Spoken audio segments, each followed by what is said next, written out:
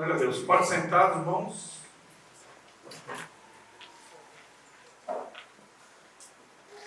Muito feliz que eu vejo alguns rostos que a gente já conheceu há muito tempo, né? Interessante que ninguém tem esse professor, né? Ela fala que é ex-marido, ex-mulher. Ex-professor não tem. Professor é professor eternamente. Você está lá, o cara manda para o professor, o senhor tem alguma coisa aí sobre isso? Seja lá, você nem lembra quem é mais, né? Você nem lembra que você deu aquela disciplina, e o cara lembra, ó, professor, você é sempre tratado como professor. Eu fico feliz que tem alguns irmãos que congreguei em alguns lugares com eles, alguns alunos e alunas, nós demos aula, né? Mas como eu sempre digo, né? Jesus falou ali para a mulher samaritana que o Espírito Santo ele sopra, né? E ele vai nos levando para o nosso ministério para outros lugares. Mas a semente fica plantada ali, que você construiu, e muitos irmãos, muitos alunos hoje são professores, graças a Deus. Muito feliz, estamos aqui também. O vento soprou para a gente vir para cá agora, né? Estamos ajudando também o pastor Luiz. Fui dado a incumbência de falar sobre a palavra de Deus e a influência da palavra na sociedade era o tema geral da palestra. E aí pensei, bom, se nós não tivermos consciência do que realmente a Bíblia é, ela não será influência nenhuma na sociedade. Se nós entendermos de alguma forma errada o que a Bíblia é, então não haverá sociedade nenhuma para experimentar os efeitos poderosos da palavra de Deus. Paulo fala lá em Romanos 1:16, porque eu não me envergonho do Evangelho de Cristo, porque ele é o poder de Deus para a salvação de todo aquele que crê, primeiro do judeu e também do grego, porque no Evangelho se descobre a justiça de Deus, porque o justo viverá pela fé. E quando Paulo usa a palavra evangelho, ele está falando dos 4 escritos. Ele não está falando da mensagem dele, embora algumas vezes ele use de acordo com o meu evangelho, mas o evangelho não que ele tem, mas o evangelho que ele prega. Porque a palavra evangelho significa, na verdade, toda a escritura. Paulo vai dizer, ó, Deus preanunciou o evangelho a Abraão. Abraão tinha já Jesus, na época de Abraão, lógico que tinha Jesus. O Evangelho começa em Gênesis 3,15. Porém, inimizade entre ti e a mulher, entre a serpente, entre o teu descendente e o seu descendente. Ali começa o que a gente chama de próprio Evangelho, e depois é tudo Evangelho. A vida de Jesus é só a manifestação plena. É a plenitude dos tempos, Gálatas 4:4, na plenitude dos tempos, Deus enviou o seu Filho, nascido de mulher, nascido sob a lei, para resgatar os que estavam debaixo da lei. Jesus vem então na plenitude e anuncia o Evangelho, que é aquela salvação que já havia sido predita pelos profetas. Lá em Lucas 24:44. Ele vai falar, olha, tudo o que vos disse os profetas, né, suscitados para crer, tudo o que vos disse os profetas, e começando desde Moisés, anunciou o Evangelho. A gente nunca sabe que texto Jesus usou, né? Ele já anunciou o Evangelho, gostaria de saber os textos. Né? Paulo entrava na sinagoga e disputava a respeito do Messias. Os textos, Paulo, que você usava, né? Porque se via o Evangelho, seria o Novo Testamento lá, profetizado, Jeremias 31. Farei uma nova aliança, novo pacto, Novo Testamento. Então, quando nós falamos de Bíblia, nós precisamos saber o que é a Bíblia, porque se soubermos o que é a Bíblia de forma errada, não tem como a Bíblia ter influência na sociedade, senão ela será mais um livro qualquer. E ela terá influência como qualquer outro livro tem na sociedade. Então, eu coloquei esse tema, a palavra de Deus mas o que é a palavra de Deus? É a palavra revelada, é a palavra escrita, é a palavra inspirada. O que é a palavra de Deus? Nós precisamos saber muito claramente definir o que é a palavra de Deus. Porque os conceitos, como nós vamos ver hoje, eles vão oscilando para, inclusive, tirar as propriedades que são realmente palavra de Deus, o poder que a palavra de Deus exerce. Então, nós vamos tentar explicar aqui esses conceitos. São quantos estão aqui? Que alguém me ajudasse a só definir ali. Quando eu estiver chegando perto do final, alguém levanta alguma coisa aí para mim. Senão nós vamos até a madrugada. Não tem nenhum eutico aqui, mas pode ser que alguém dê uma cabeçada no chão depois de passar muito tempo. Mas 1 hora, incluindo as perguntas, vai abrir para perguntas. Incluindo a pergunta? Então, uns 10 minutos antes, tá bom? Para depois a gente abrir para perguntas. Só alguém me policia para a gente não estender demais.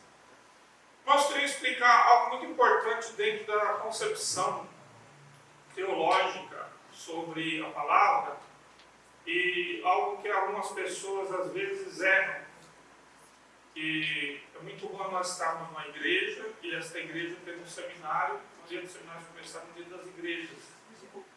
Há duas coisas que estão sendo muito atacadas hoje em dia, a Bíblia e a igreja.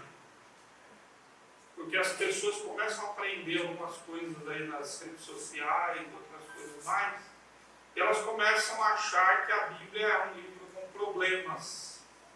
E começam a achar também que a igreja é uma instituição com problemas. Na verdade, é um erro sobre o que é a Bíblia e o que é a igreja. Porque se essas pessoas conhecessem muito bem o que é a Bíblia, elas não falariam o que elas falam sobre a Bíblia. E se elas conhecessem muito bem o que é a igreja, elas não falariam o que elas falam sobre a igreja. E quando nós começamos numa instituição de ensino, que se ensina teologia, há um outro erro que as pessoas acham: olha, pastor, é que se eu entrar no curso de teologia, eu vou perder a fé. Não é que nós ouvimos? Lembro que com 18 anos, 19 anos, eu entrei para fazer o curso de teologia. E a minha mãe falou: o que você vai fazer? Para que fazer teologia? Qual a necessidade de você estudar teologia? E o que a gente sempre ouve é isso: se estudar teologia, você perde a fé. Mas só perde a fé estudando teologia quem já não tinha. E aí vai achar um motivo para se justificar e se afastar dos caminhos de Deus. Algumas disciplinas que eu dou são muito técnicas. Né? Geralmente o pessoal me chama para dar aquelas disciplinas que ninguém quer dar. Crítica textual, grego, hebraico, essas disciplinas que ninguém nem passa perto e me chamam para dar. E aí eu brinco com os alunos: se você quer um motivo para se desviar, essa disciplina é esse motivo. Porque se você quer servir a Deus, você não precisa de nenhum motivo para se desviar, e não vai ser da teologia que vai se desviar. E aí alguém pode pensar: por que nós estudamos teologia? Por que estudamos grego? Por que estudamos hebraico? Para conhecer e prosseguir em conhecer ao Senhor. A hebraico é para conhecer e prosseguir em conhecer ao Senhor. Se Deus tivesse revelado a Bíblia em russo, eu estudaria russo. Porque eu pensaria: Deus escolheu essa língua para revelar a sua escritura. Eu quero conhecer a Deus.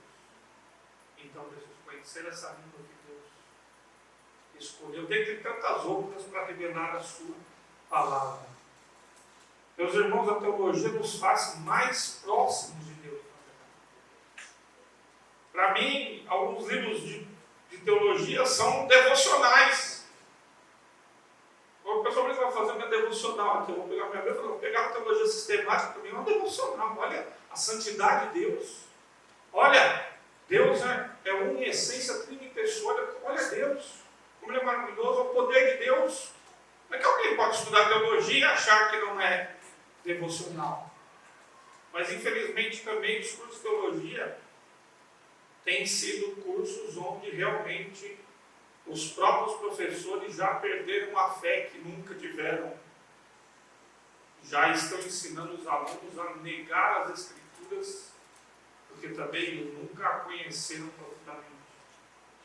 Então, existe mesmo no meio teológico certos desvios onde se invadiu uma erudição, com nome de erudição, mas sem piedade.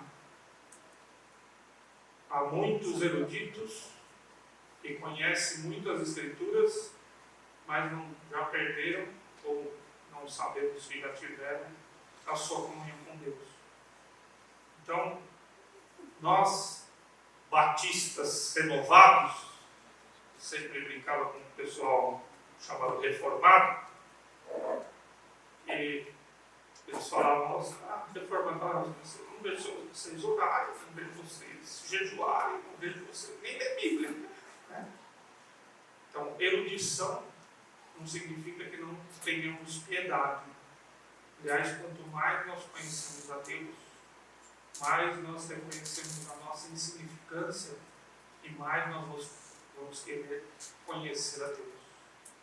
Paulo era um erudito, Moisés era um erudito, e eram os homens mais piedosos que nós temos no Antigo e no Novo Testamento.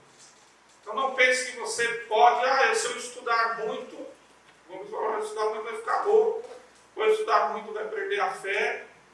Não, se você estudar muito corretamente, você vai conhecer e prosseguir e conhecer ao Senhor. E o que nós vamos fazer na eternidade? Conhecer e prosseguir e conhecer ao Senhor. Porque o nosso Deus é eterno, infinito. O seu conhecimento não se pode medir, diz o profeta. Assim como os céus estão distantes da terra, assim é o conhecimento de Deus, assim é o Senhor. Então nós vamos conhecendo e prosseguir em conhecer ao Senhor.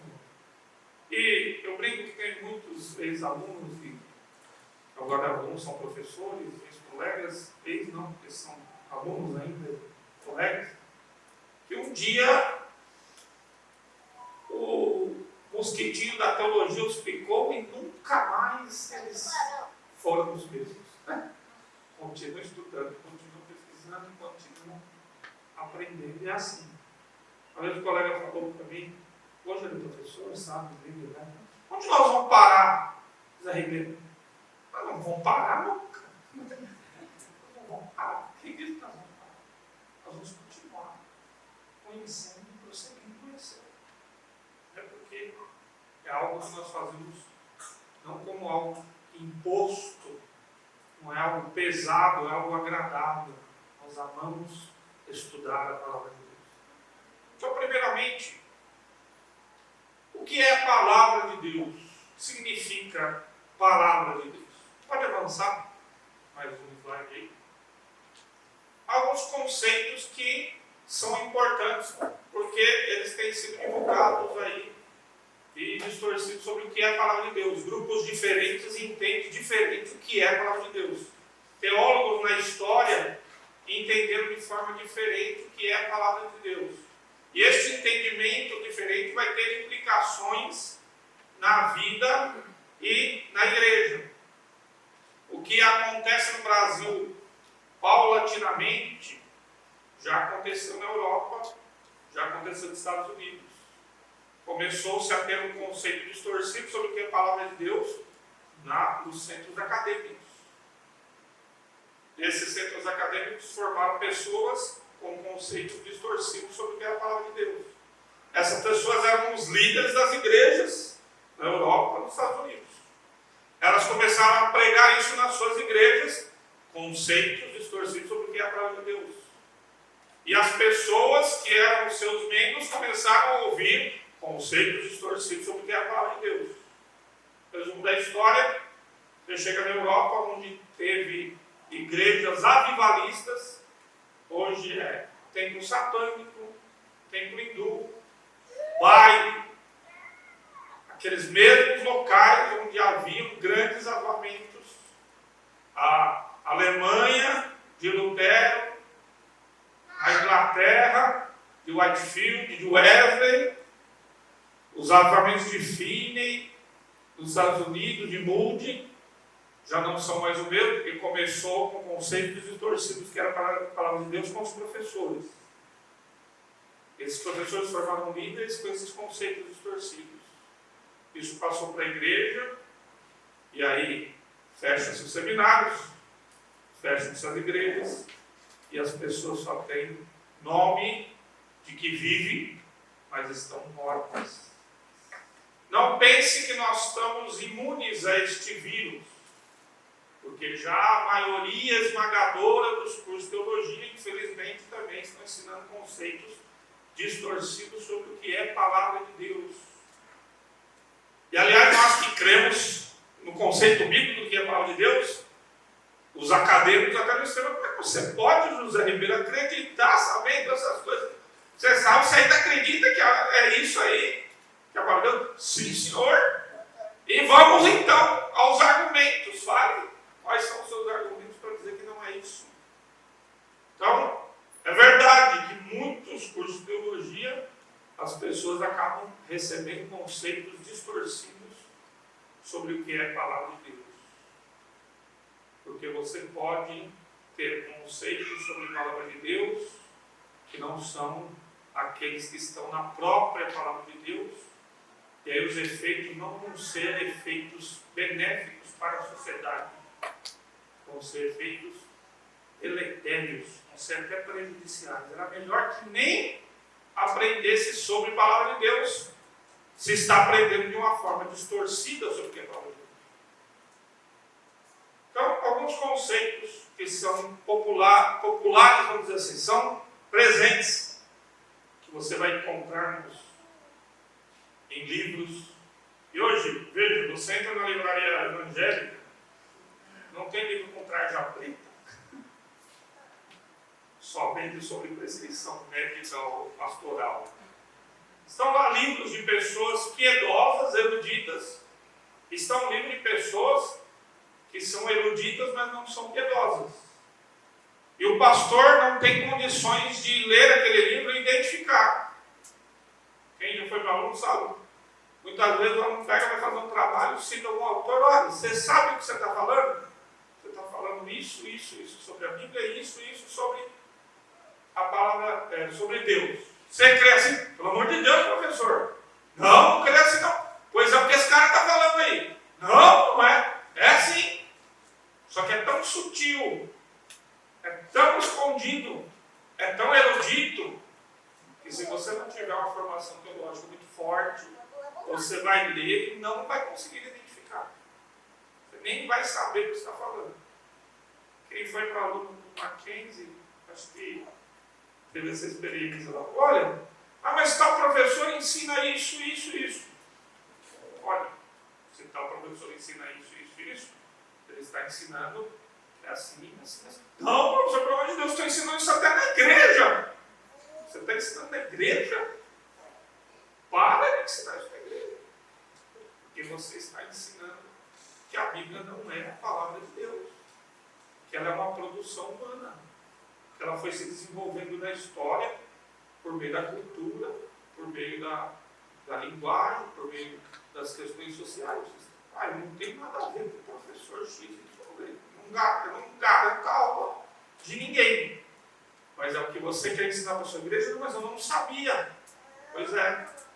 É preciso justamente estudar teologia, é preciso se aprofundar nas línguas originais, é preciso buscar uma erudição que seja piedosa, porque há muitos livros que estão sendo publicados e esses livros sutilmente induzem você a crer numa palavra de Deus que não é palavra de Deus, é alguma outra coisa. Então, vejamos o primeiro conceito aí. Vocês estão enxergando direitinho, eu só estou vendo aqui. A visão ortodoxa.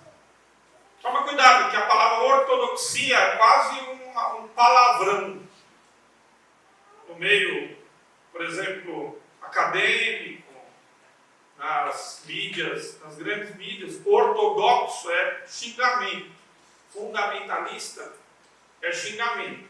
Mas na verdade é o que nós somos, né? Ortodoxos. E qual é a definição mais básica aí da ortodoxia sobre a palavra de Deus. A Bíblia é palavra de Deus, perfeita, infalível e inerrante em tudo que afirma. Então, se você quer decorar a Bíblia é perfeita, infalível e inerrante. É perfeita, não tem nada defeituoso. É infalível. O que ela diz vai ser. É inerrante, não tem erro. Ah, mas não tem lá um errinho histórico, geográfico, não. Ah, mas o cara pôs na internet lá. O problema é o cara que pôs na internet. Basta se aprofundar naquela questão que você vai conseguir achar uma explicação.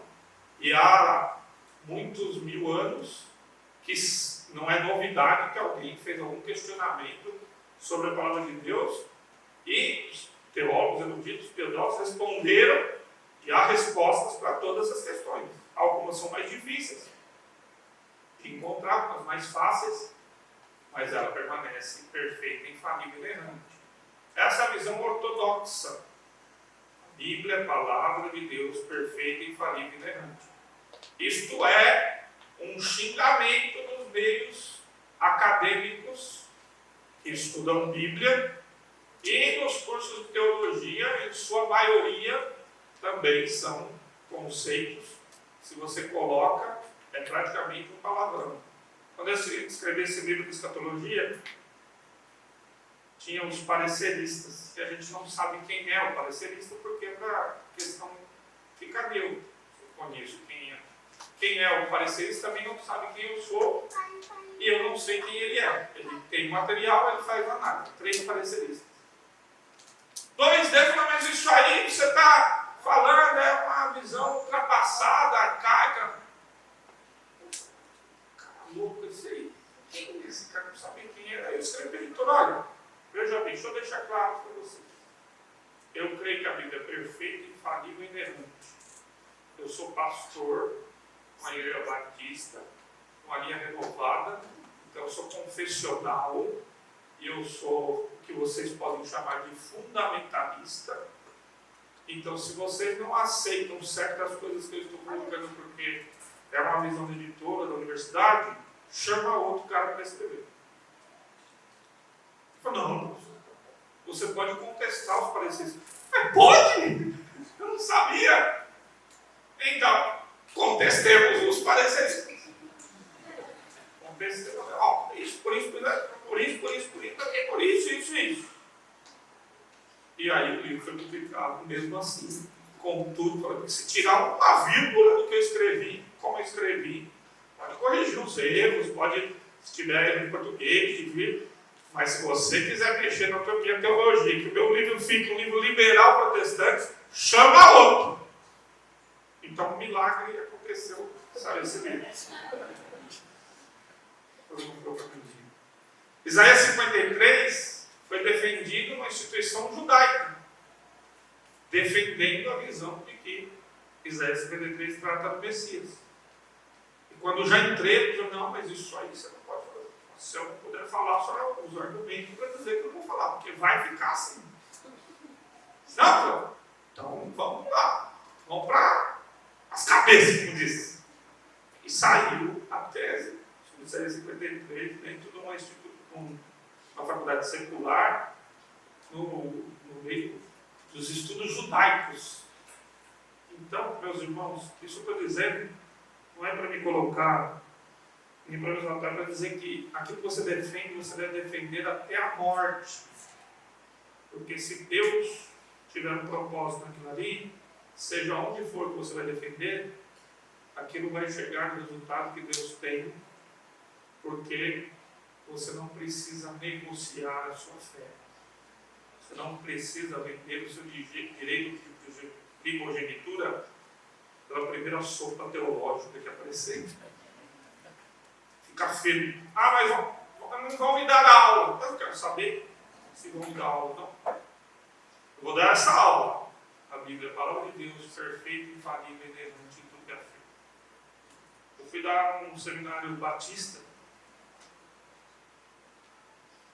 e não vou falar os nomes, mas falo que é batista porque para a gente saber que em todas as áreas, eu já dei aula em seminários pentecostais, muitos liberais, aulas em seminários reformados tinham liberais, aulas em seminários batistas, não escapa a ninguém. Então está representado em todos os ramos das igrejas. E um determinado dava teologia do Antigo Testamento. Gostavam dos alunos, não gostavam da gente, mas chegou algumas aulas e falaram: olha, eu vou ter que dar umas 3, 4 aulas para vocês para fazer um detox. Não existia essa palavra na época, hoje existe. Eu tenho que fazer um detox, porque senão eu não vou conseguir dar aula. Então, é assim, assim, assim, deixa eu explicar para vocês, é isso, isso, isso. É isso, professor? É, porque alguém veio antes de mim e já estava contaminado com visões sobre a palavra de Deus. Eu falei: então eu não vou conseguir dar aula. Então a Bíblia é palavra de Deus, perfeita, infalível e inerrante em tudo que afirma. Tá resolvido? Tá, então agora eu posso dar aula de teologia do Antigo Testamento. Então agora eu posso. Ah, mas o professor fala: não sei, eu estou falando. Essa é a minha aula. Se o seminário gostar da minha aula, se o acadêmico não gostar da minha aula, se o parecerista não gostar da minha afirmação, eu não negocio a minha fé e eu tenho bases para defender ela. Então é importante a gente distinguir. Não significa que você tem que ser um ignorante para ser alguém piedoso. Você deve ser um grande estudioso e pode continuar piedoso, desde que você não fique negociando aí a sua fé. Então a Bíblia é a palavra de Deus, perfeita e infalível em tudo que ela fez. Isso é a visão ortodoxa. Mas tem a próxima. Por volta lá do século XIX, fim do XVIII, XIX, acabou surgindo muitos grupos em que já não aceitavam essa visão da infalibilidade da Bíblia. A Bíblia é um livro humano. A gente pode, na era da ciência, na era das revoluções científicas, descobertas, ainda aceitar que a Bíblia é palavra perfeita, infalível e inerrante. Ainda acreditar que morto ressuscita, que o homem lá, chamado Jesus, andou sobre as águas, que o mar vermelho se abriu. Na era da ciência não precisa mais acreditar nisso. Então, a Bíblia é um documento humano. O liberalismo fala: é um documento humano. Temos que tirar da Bíblia aquilo que for proveitoso para a ética, para a moral, para os bons costumes, para o bem do próximo, questões sociais.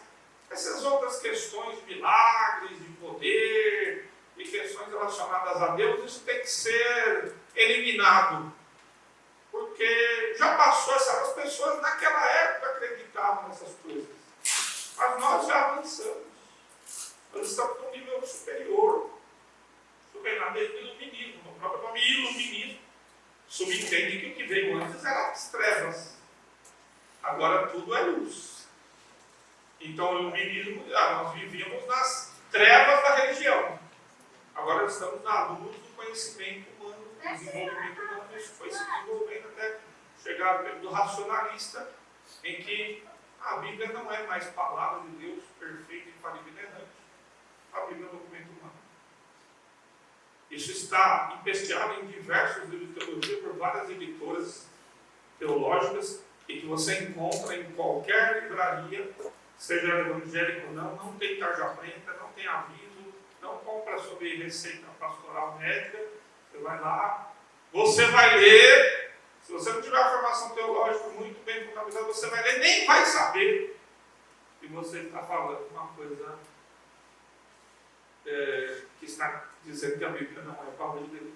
Você vai ler, ensinar na igreja, comprar o livro, dar para o pessoal, usar para comunicar, e ainda não vai saber que aquilo é uma heresia, vamos dizer assim. E uma das piores, porque quando mexe na fonte, há muitas divergências teológicas, mas quando eu estou mexendo na fonte, que é a Bíblia, aí todo o resto, então, imagino que vai acontecer. O liberalismo teológico é a Bíblia no documento humano. Pode avançar mais um. Alguns grupos, ali também no século XIX, início do século XX, principalmente como Barth, olha, realmente o liberalismo virou um negócio muito acadêmico. Não dá nem para pastorear uma igreja, porque vocês viraram muito acadêmicos e tal. Então eles deram um ajustezinho do conceito. Bom, a Bíblia é a palavra de Deus, mas ela não é um texto escrito. O texto escrito é só um texto escrito. Ele só se torna a palavra de Deus no querigma. Está escrito em grego querigma. Querigma é no anúncio, na pregação. Então Bart fala, olha, a Bíblia tem erros. Bart fala, ó, não dá para viver um academicismo desse na igreja. Ele foi contra os seus professores que eram liberais. Mas a gente não pode pegar essas coisas aí que vocês estudam nos estudos teológicos, porque ninguém aguenta viver na igreja com essas questões. Então a gente precisa de Bíblia, a gente precisa de fé, a gente precisa de experiência com Deus, mas realmente a Bíblia tem ali umas falhas, uns erros. Então a Bíblia se torna a palavra de Deus na pregação. Quando você está pregando, aí a Bíblia é a palavra de Deus. Mas lá o texto contém algumas falhas, alguns erros. É um disfarcezinho, uma negociação. Você não quer ser tão erudito como o liberalismo, mas você não quer ser tão crente a ponto de confiar na palavra de Deus indiscriminadamente. Então vamos ser um erudito assim que consegue ajustar as questões a respeito da palavra de Deus. Vamos viver na academia, eles vão viver também ali na igreja. É o que a gente chamaria hoje de crente Raimundo, né? Ele está ali, no pé do mundo, no pé da igreja, ele está querendo agradar dois mundos. Ele quer agradar o mundo eclesiástico e ele quer agradar também o mundo acadêmico. Então ele faz uma negociação. Vou falar uma coisa importante. Ninguém que eu conheço se diz liberal, embora seja. Ninguém que eu conheço se diz neo-ortodoxo, embora seja. Então, em muitos lugares, seus professores pregarem o liberalismo, mas você vai achar, não, mas eu oro. Ah, eu oro, tem meu devocional. Mas como é que pode você crer nisso aqui, não crer na Bíblia como palavra de Deus perfeita e familiar, e dizer que é um crente? É uma coisa que não está se encaixando. Não, mas você que é preconceituoso. Não sou liberal. Não, mas o que você ensina é liberal, os seus livros que você usa é de teólogo liberal. E não sei, tem cara de liberal, cheiro de liberal, deve ser liberal. Porque os alunos ficavam muito bravos. Ó, professor, o cara está ensinando isso aí, fala uma coordenação. Você ensina isso aí. Olha, isso aí tem cara de liberal, tem ser liberal, deve ser liberal. E ia falar com o café, não sou liberal. Ninguém vai se dizer ortodoxo, neo-ortodoxo. Mas na prática, o que ele ensina, vou dizer para vocês, ainda não chegou tanto nos púlpitos. Eu já tive colegas liberais, você na igreja dele pregava a Bíblia, você nem percebia, realmente ele falava da Bíblia, de Deus. Mas ele era liberal. Esse era o confesso. Cara, como é que é? Você falou, não, ainda a igreja não está pronta. Alguns professores liberais ou neo-ortodoxos vão dizer assim, olha, na academia nós temos que ser acadêmicos, mas na igreja não. Alguns professores também falaram, olha, a Bíblia é um livro para a igreja. Aqui não vamos estudar a Bíblia. A Bíblia é um livro para a igreja. Para você estudar na igreja. E um desses colegas meus, o pastor dele, na verdade, era um liberal na prática. E dizia que o propósito dele era acabar com a Bíblia na igreja. Aí eu brinquei com ele, é engraçado, é como se nós juntássemos pessoas que estudassem literatura grega antiga, e vamos estudar a Ilíada, então vamos se reunir pela semana estudar a Ilíada, só que não pode trazer a Ilíada, tá? Então vamos estudar a Ilíada, mas sem Ilíada. Alguém ia falar, mas vocês são loucos? Literatura grega, estudar Homero, mas não pode trazer a Ilíada, é o que o pastor queria fazer na igreja. Estudar a Bíblia, mas sem trazer a Bíblia. Agora, só pode ser uma coisa isso aí, né, irmãos? Satanás. Pode ser coisa de Satanás. Porque se você tirar a Bíblia da igreja, esse é o propósito de um pastor. Tirar a Bíblia da igreja, com áreas de erudição, só pode ser coisa do capeta, não é? Porque fala, não, porque erudito, porque não sei o quê, porque na academia. Rapaz, nós vamos estudar a Bíblia na academia, não vamos estudar a Bíblia no banheiro, não vamos estudar a Bíblia debaixo da porta, debaixo da mesa, vamos estudar de dia e de noite. Não cesse de falar do livro dessa lei, antes meditamente de dia e de noite, para ter cuidado de fazer tudo o que tem que estar escrito. Parece que não lê a Bíblia, parece que não sabe o que diz a Escritura, mas o propósito era não estudar a Bíblia. E alguns falavam sem brincadeira, sem eufemismos, falavam na sala de aula, rasga a Bíblia, que aqui não serve. Leiam bons livros, a Bíblia você pode rasgar e usa só na igreja. O pastor Ernesto me contava a história de que a mãe do pastor estava morrendo, e o pastor foi lá sabendo que não tinha jeito de fazer a última oração. E do lado da cabeceira da cama do hospital estava a Bíblia da mãe dele. E ele foi pegar a Bíblia para ler uma passagem, última passagem para ler para sua mãe, e orar por ela. E percebeu que a Bíblia estava toda cortada, com tesouro, em várias passagens. E aí o pastor falou, mas por que você fez isso com a Bíblia? Está toda cortada com tesoura? Isso aí foi todas as vezes que no culto você falou que essa passagem não era a palavra de Deus. Todas as vezes que na sua igreja, no culto, você falava não é a palavra de Deus, porque eu não quero a Bíblia que não tem a palavra de Deus. Então, se alguém falar a Bíblia é um documento humano, então não me interessa, porque se quiser documento humano, eu vou ler Machado de Assis. A Bíblia é só a palavra de Deus querigma. Então vai ser difícil, porque eu quero andar com a Bíblia em todo lugar. Ela só vai ser a palavra de Deus quando eu estiver pregando, então quando eu estiver lendo ela não é. Então eu não sei que fé é essa que vocês têm, mas que começa assim e acaba no que tem na Europa, nos Estados Unidos, igrejas e seminários fechando, porque já que é um livro qualquer, então não leio qualquer livro.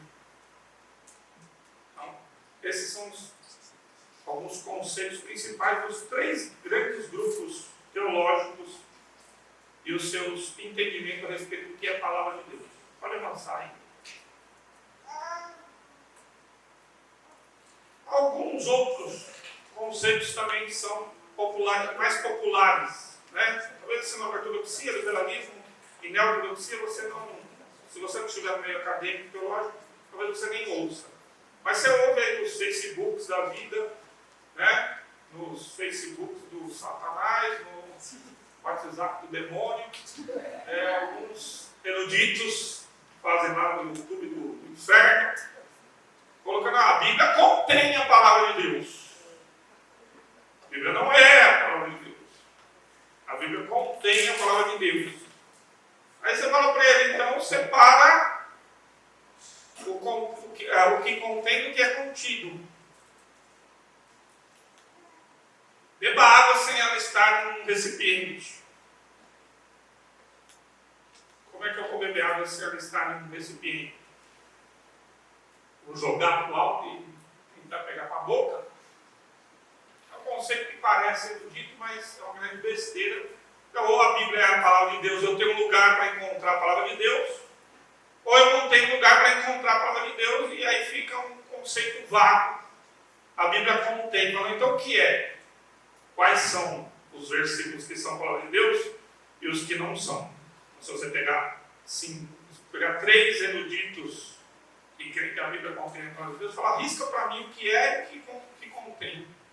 Porque eu só quero usar o que é. O que contém não interessa. Né? É como se desse um remédio e falasse, tem veneno, mas tem remédio. Você toma tudo e aí vê o que o seu organismo vai fazer. Não, só quero remédio, veneno não quero. Não quero coisa que tenha veneno e remédio junto. Porque alguma coisa que tem uma gota de veneno é veneno. Concorda? Se tiver uma coisa de veneno, é veneno. Um copo de veneno e uma gota de veneno é veneno. Eu vou morrer do mesmo jeito. Um vai ser mais rápido, o outro vai demorar mais um pouquinho. Mas a morte vai acontecer. Então, risca para mim o que é a palavra de Deus e o que não é. Se você pegar 3 eruditos, eles não vão concordar sobre o que é e o que não é a palavra de Deus. Então, passa a definir o que é a palavra de Deus e o que contém a palavra de Deus com algum erudito preferido seu aí. Então, são conceitos mais populares. Pode avançar. A palavra de Deus, eles vão dizer, é muito mais ampla do que a Bíblia. Vocês estão limitando a palavra de Deus a um livro de 66 livros. A palavra de Deus é muito mais ampla do que a Bíblia. Incorre no mesmo problema. Tudo bem. A palavra de Deus é mais ampla do que a Bíblia.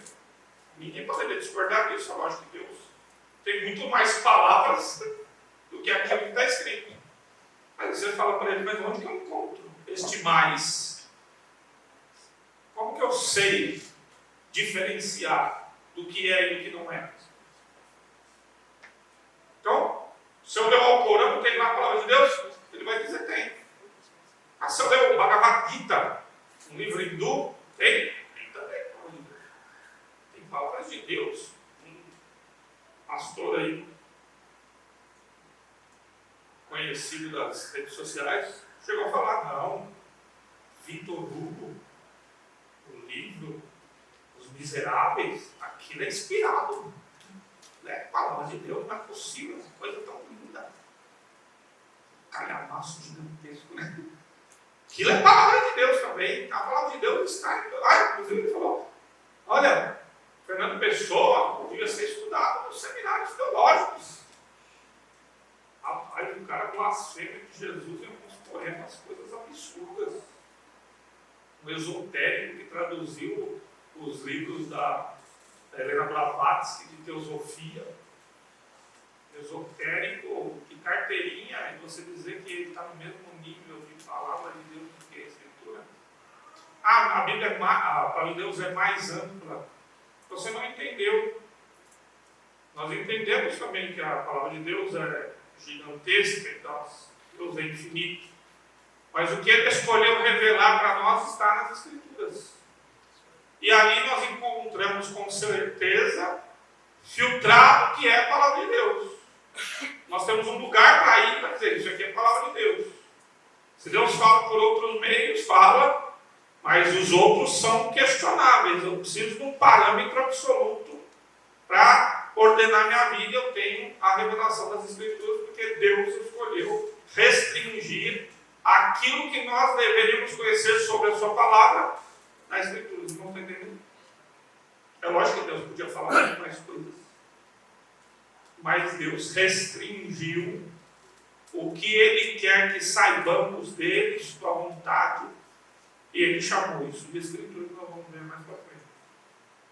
Então, é mais popular, mas está por aí. Aí alguns vão dizer, não, Jesus Cristo é a palavra de Deus, e não um texto escrito.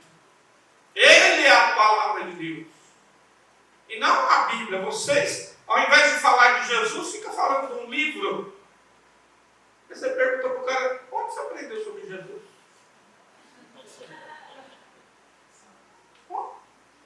Contaram você? Telefone sem fio? Onde nós sabemos sobre a história de Jesus? Na Bíblia. Então, voltamos para a mesma coisa. Nós não estamos fazendo do livro algo que nós idolatramos, mas são argumentos que parecem interessantes, mas todos eles querem tirar a autoridade das Escrituras e passar para outra coisa. Então, Jesus é a palavra de Deus, mas Jesus deixou o seu evangelho. Jesus falou para escrever. Na visão de Apocalipse, Jesus falou, escreve isto num livro. Se era só para divulgar, então não precisava escrever. Não precisava ler um livro para entender isso. Chama Bíblia. E nesse livro chamado Bíblia, Deus fala para os homens: escreve! Não cesse de falar no livro dessa lei tudo que escreveu o meu servo Moisés. Olha, escreve isso num livro para memorial, Deus fala para Moisés. É escrito, escrito, escrito. Deus fala toda hora sobre escrever. Se era só para divulgar, então era só para pregar sobre Jesus. E não precisava de escrito nenhum, mas são falácias. Falácia é um argumento que parece verdadeiro, mas ele é falso. E todos esses argumentos estão querendo tirar a autoridade das Escrituras. Pode avançar. Alguns outros conceitos. Por exemplo, no catolicismo, a palavra de Deus envolve a Bíblia, a tradição eclesiástica e o magistério da igreja na interpretação de todo esse corpus. Então a igreja fala: não, a Bíblia é a palavra de Deus. Mas a tradição da igreja também é a palavra de Deus. E a interpretação da Escritura também é a palavra de Deus. Ou seja, você não pode pegar a Bíblia para ler e falar: entendi, está dizendo isso, isso, não. Se a igreja não autorizar essa sua interpretação, então ela está errada. Porque quem é perfeito, infalível e inerrante é a igreja. Essa é a concepção católica. O Papa, quando ele faz as suas encíclicas, quando ele dá a sua palavra, o magistério da igreja, ele é perfeito, infalível e inerrante, e não a Escritura. Percebe que passou com autoridade, tirou da Bíblia e passou para outra autoridade. Por que a reforma protestante justamente coloca só a Escritura, só as Escrituras? Porque olha, nós não queremos o magistério da igreja controlando o que a Bíblia diz. A Bíblia interpreta a própria Bíblia. Regra fundamental da hermenêutica ortodoxa. A Bíblia é o seu próprio intérprete. Ela que diz o que ela diz. E basta ler o que ela diz sobre o que ela diz para você entender o que ela diz. Não sei se está entendendo.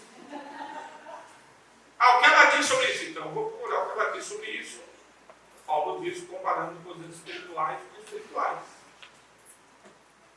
Então, se eu dou a infabilidade para o Papa ou para o magistério da igreja, estou tirando a autoridade da Bíblia e interessa muito que a Bíblia seja um livro sem autoridade, porque aí a igreja pode fazer o que quiser e mandar o que quiser as pessoas fazerem. É por isso que o pessoal nos meios católicos não leem a Bíblia, nem a deles, porque tem que passar pela interpretação da igreja. Pode avançar. Olha, mas o judaísmo rabínico hoje também é o mesmo conceito católico. Não fala para o judeu que ele fica bravo. Ele abre o baba e rola no chão de raiva. Mas o conceito é o mesmo do catolicismo.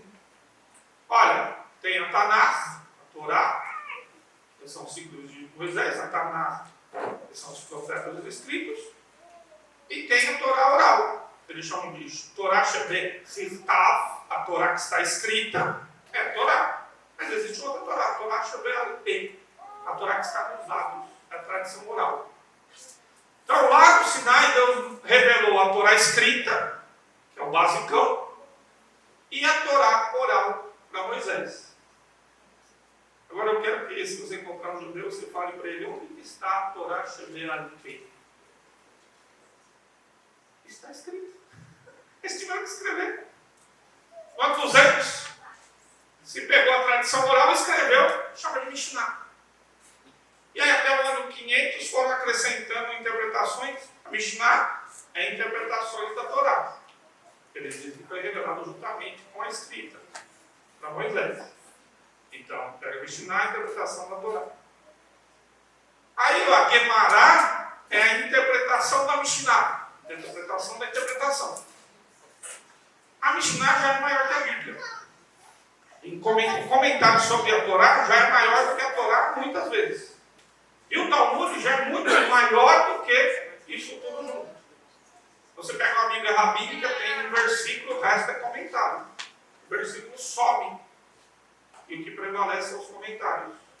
Mas o engraçado da tradição oral judaica é que ela está escrita. Não é tão importante o escrito que vocês tiverem que escrever aquilo que vocês dizem que é oral, porque se fosse tradição oral, não precisava escrever. Era só algo que vocês iam falando. Escrever, está tudo escrito. Não tem tradição oral judaica que não esteja escrita. Olha o que está dizendo. Fala para os judeus, olha, você fala de tradição oral, mas não tem nenhuma tradição oral de vocês que não esteja escrita. Mishnah, Midrash, Talmud, Gemara, Tosef, tá? Tudo está escrito. Vocês são o povo do livro. Vocês só escrevem.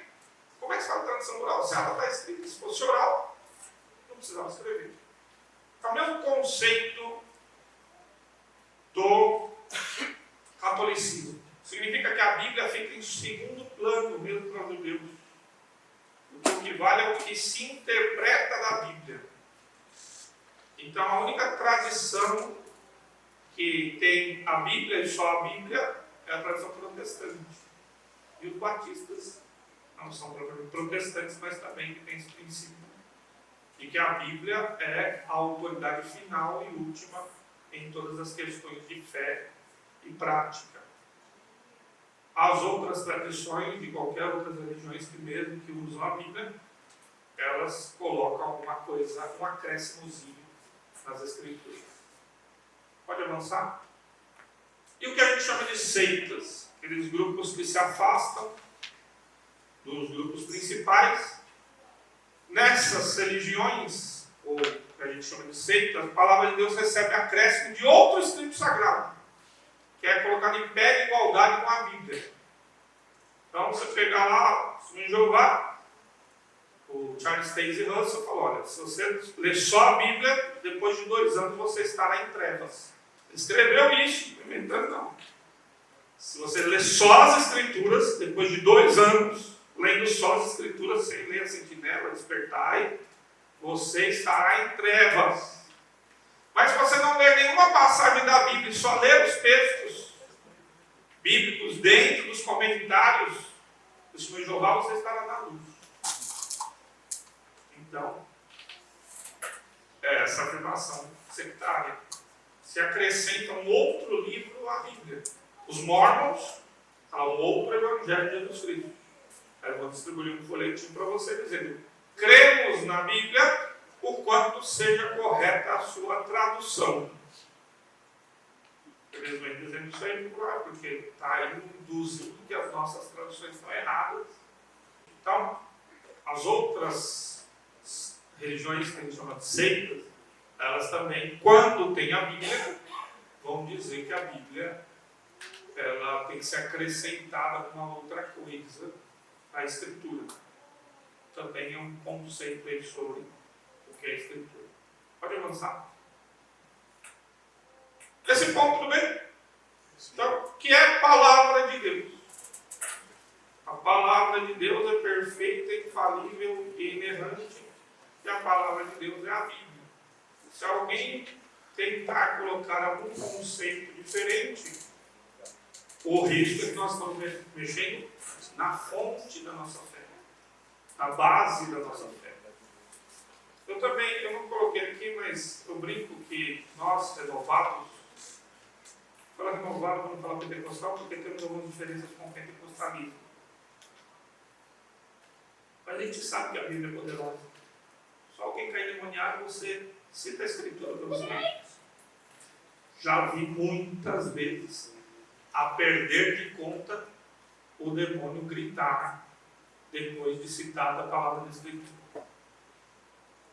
Se alguém quiser tentar citar um livro apócrifo ou Bhagavad Gita, eu não arrisco.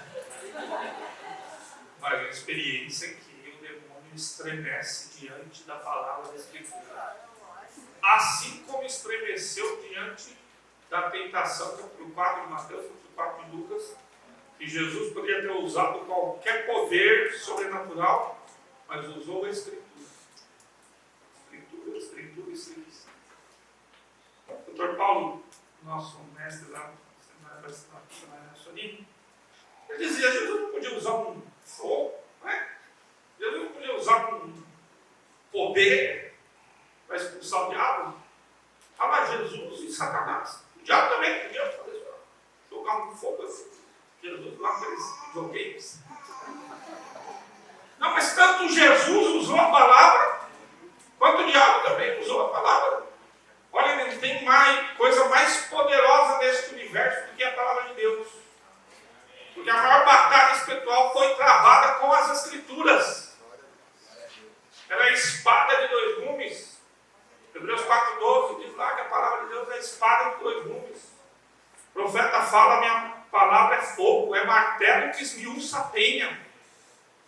Então podia ter uma guerra ali, cósmica, mas não, o diabo usou a palavra, Jesus rebateu com a palavra, o diabo usou a palavra, Jesus rebateu com a palavra, o diabo usou a palavra, Jesus rebateu com a palavra. E o venceram pelo sangue do Cordeiro e pela palavra do testemunho dele.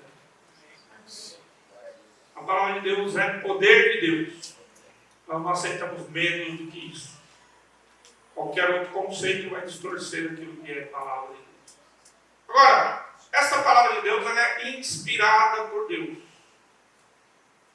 Reserve, meus irmãos, nós aprendemos no curso de teologia, reserve o termo inspiração para a Bíblia e unicamente para a Bíblia. Porque você pode falar, olha, o pastor Luiz pregou, estava tão inspirado.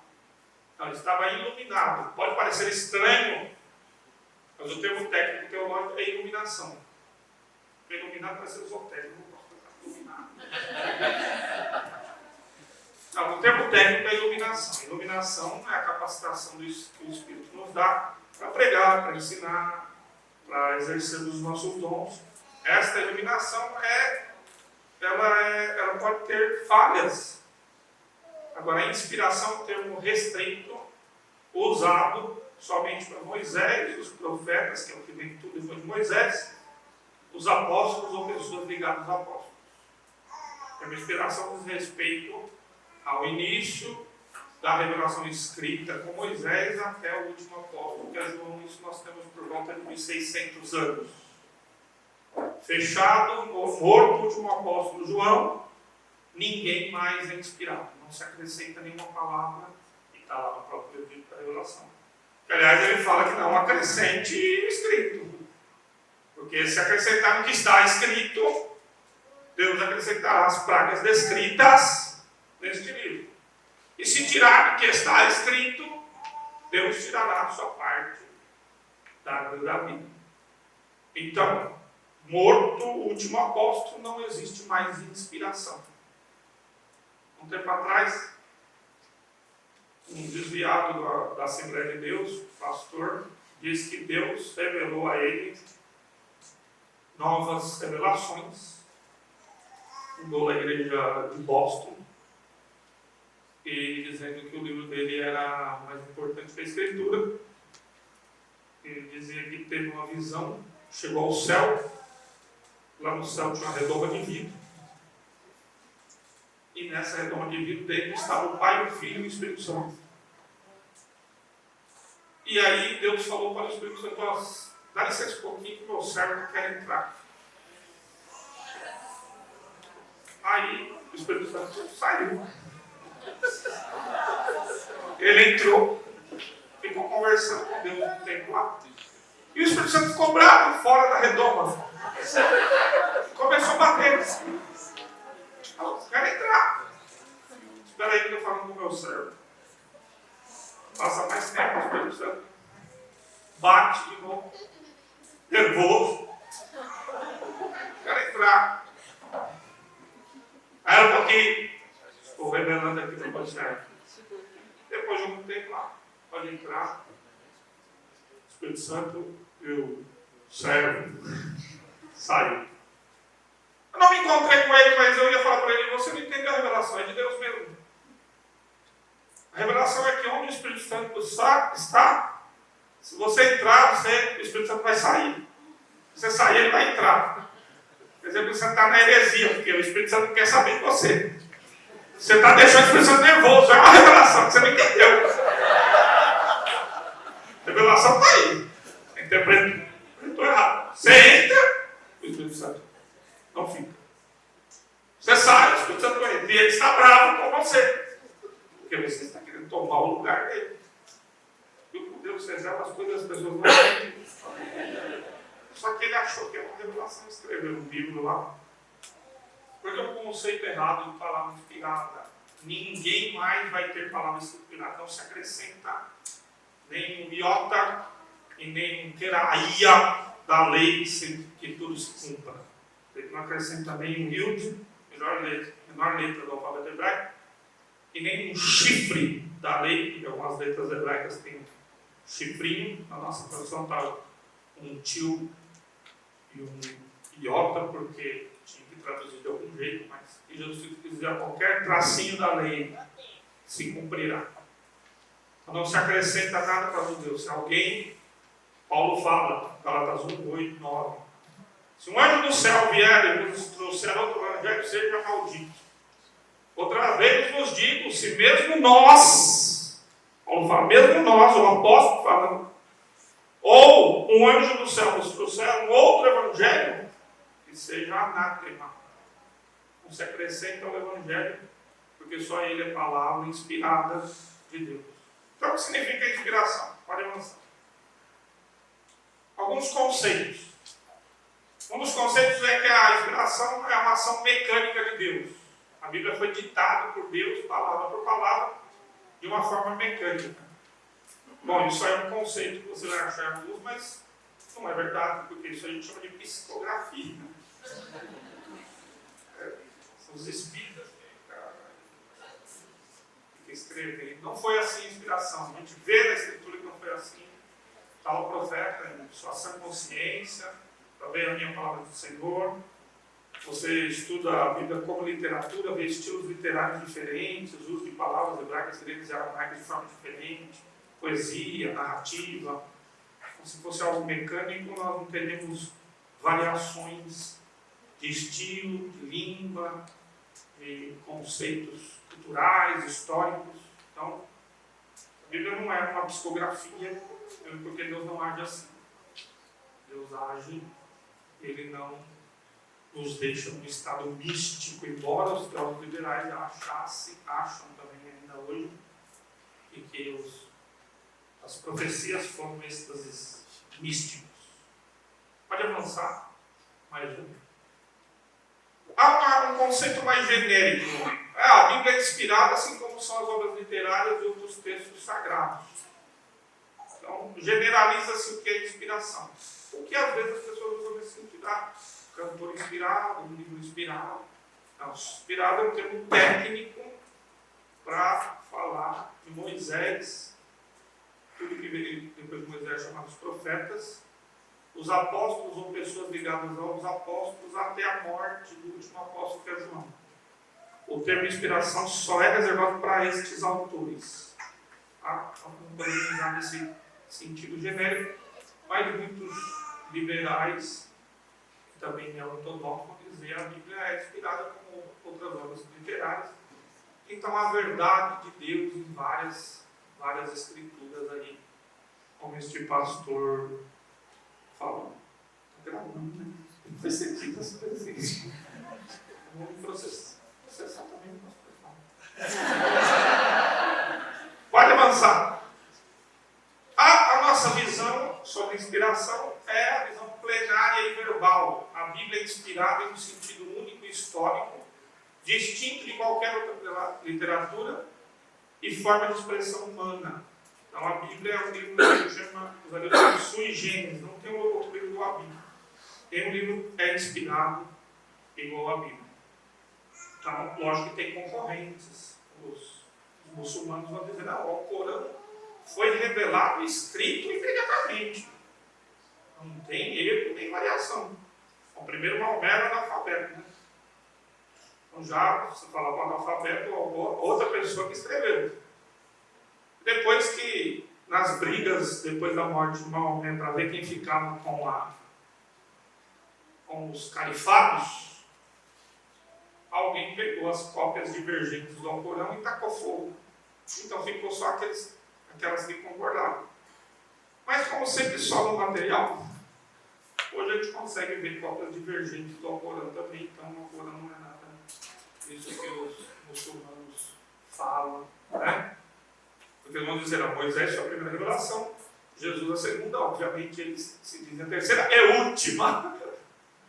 O Espiritismo também vai dizer, olha, Moisés foi a primeira revelação, Jesus foi a segunda revelação. E o livro dos Espíritos, a terceira é última. Aí é fácil, né? Porque o cara coloca como a última. Ele diz que ela é superior porque é a última. Então, a inspiração plenária não é mecânica nem é genérica. É um conceito exclusivo da Escritura e nenhum outro livro tem esse conceito de inspiração. Pode avançar. O Miller Erickson, ele vai no livro que chama Teologia Sistemática, vai dizer, ó, a teoria verbal sustenta que a influência do Espírito Santo foi além da direção dos pensamentos, chegando à seleção de palavras usadas para transmitir a mensagem. A obra do Espírito Santo foi tão intensa que cada palavra usada é a palavra exata desejada por Deus naquele ponto para expressar a mensagem. Em geral, há um grande cuidado em insistir que não se trata, porém, de ditado. Tá? Então, Deus permitiu, escolheu, essa palavra entra, aquela não entra, eu quero essa, não aquela, mas isso se deu de uma forma natural, onde Deus fazia a supervisão. Depois daqui. Não é um ditado, mas as palavras foram as palavras que Deus queria que entrasse. Depois você pode ver isso, por exemplo, na argumentação de Paulo. Paulo diz o descendente e não os descendentes, como dizendo de muitos, mas dizendo descendente, se referindo a Cristo. Então, Paulo pega uma palavra que aparece no singular para defender toda uma argumentação dizendo que o descendente de Abraão era Cristo. Então, se a palavra estivesse no plural, já não dava certo a argumentação de Paulo. Também Judas, verso 3, Judas, irmão de Jesus, no verso 3 ele diz, olha, eu queria escrever a respeito da batalha pela fé, quis escrever a respeito da nossa salvação comum. Mas foi impelido a escrever a respeito da batalha da fé que foi dada uma vez a todos os santos. Eu também, olha, eu ia escrever o que eu queria, mas eu fui movido a escrever aquilo que Deus queria que eu escrevesse.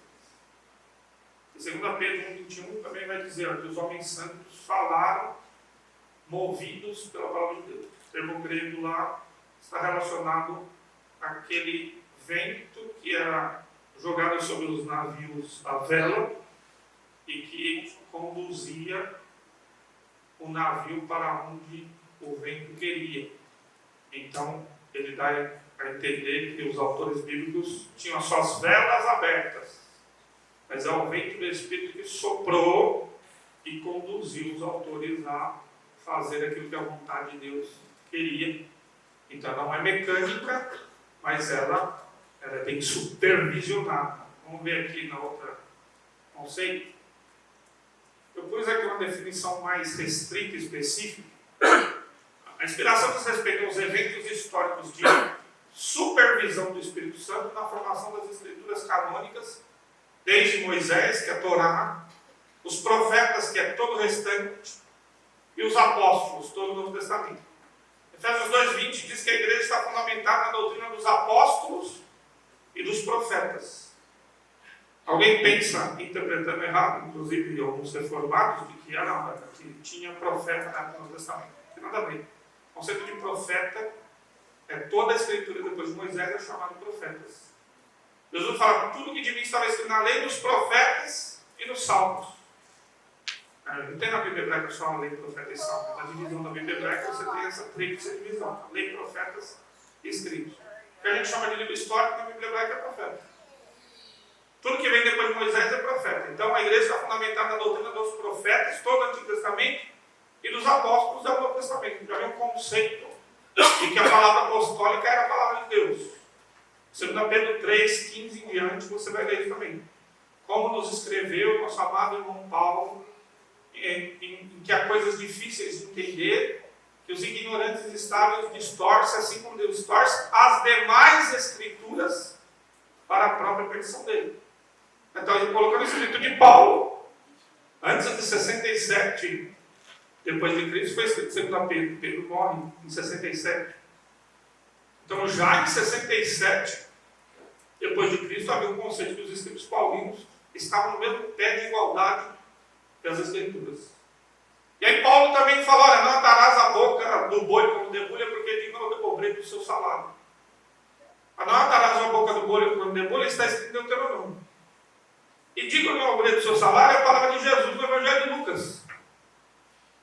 Paulo está fazendo a citação rabínica dupla, que unia duas escrituras e formava uma só. Está usando Lucas como escritura e Deuteronômio como escritura. Já o Evangelho de Lucas havia assumido a noção de escritura. Então nós temos várias formas de verificar no Novo Testamento de que esta palavra inspirada, ela teve um período histórico, por isso coloquei aqui todo o restante do Antigo Testamento dos apóstolos. E lá em Efésios 2:20 vai dizer isso. Essa supervisão preservou elementos sociocultural, histórico, linguístico, humano, mas impediu que quaisquer elementos pecaminosos ou erráticos fizessem parte do texto sagrado. Então, essa é uma ampliação do conceito de inspiração. Mas, para resumir para você, supervisão. Deus é o editor final. A gente escreve um livro, você vai ler lá pelo editor. Aquele cara que corta algumas coisas, que corrige, né, que fala para você, fica melhor assim, e fica melhor mesmo. É muito bom ter editor, porque ele escreve muito coisa rápido. E aí ele vai, põe esse capítulo ali, tira isso aqui. Algumas coisas falam, não tiro não, isso aí os autores bíblicos não fizeram, mas a gente ainda pode fazer. Mas Deus é o supervisor. Então alguém fala, mas tem citação do livro apócrifo no Novo Testamento. Pois é, Deus supervisionou. Isso aí é verdade, não garante todo o resto. Esta citação está supervisionada e Deus permitiu que fosse colocada. Não significa que garante todo o resto do livro. Mas esta parte está garantida pela supervisão de Deus. A inspiração é ligada a este conceito de supervisão. Os autores estão escrevendo não um ditado. Algumas passagens da Bíblia são ditadas. Né? Aliás, os 10 mandamentos não é nem ditado. Deus escreveu com o seu próprio dedo. 2 vezes ainda, Moisés quebrou e escreveu. Não temos o escrito lá no meio de Deus, mas ele escreveu. Então há algumas passagens que são realmente ditadas, mas isso não inclui todo o conceito de inspiração. Então deu para entender? Deus preservou a cultura, Deus preservou a história, Deus preservou as questões sociais, mas não permitiu que nada pecaminoso entrasse no texto sagrado. Então por isso a Bíblia é infalível, perfeita e inerrante. Ela não tem erro histórico, não tem erro geográfico, não tem erro de nenhum tipo, porque Deus supervisionou. Quando você vê alguma coisa muito estranha na Bíblia, só espera um pouquinho e resolve o problema. Tá? Às vezes custa mais do que um pouquinho, mas vai resolver o problema. Pode avançar. Esta afirmação, vários teólogos vão fazer, eu coloquei especificamente de um, mas é uma apanhada de que vários teólogos ortodoxos vão dizer, olha, caso a escritura fosse menos que inspirada, ela seria tão útil como qualquer outro livro de literatura e não a poderosa palavra transformadora que os profetas e apóstolos viveram, creram e divulgaram. Então, se a Bíblia é menos que inspirada a palavra de Deus, se ela é menos do que perfeita, infalível e inerrante, então é qualquer coisa. O pastor pode subir aqui, ler um cascudo e contar a história. Tudo bem. Né? Pode pegar o Alcorão aqui e falar uma coisinha árabe. Né? Pode pegar o Bhagavad Gita, o Mahabharata, textos impossíveis de ler. Então, se a Bíblia não é plena palavra de Deus, então ela não é nada além do que qualquer outro livro que existe por aí. A gente sempre diz, olha, se alguém quer crer assim, assuma a responsabilidade de crer nisso. Mas não fica disfarçando. Ou você crê que a Bíblia é a palavra de Deus, ou você crê que ela é qualquer outro livro. Se você crê em qualquer outro livro, então você pega qualquer outro livro e no fim das contas deixa-se a Bíblia e fica com os outros livros, né? Você brinca que Jesus e a Bíblia são ciumentos. Você fala, recebo Jesus. Você fala, mas eu queria também. Vamos. Deus fala,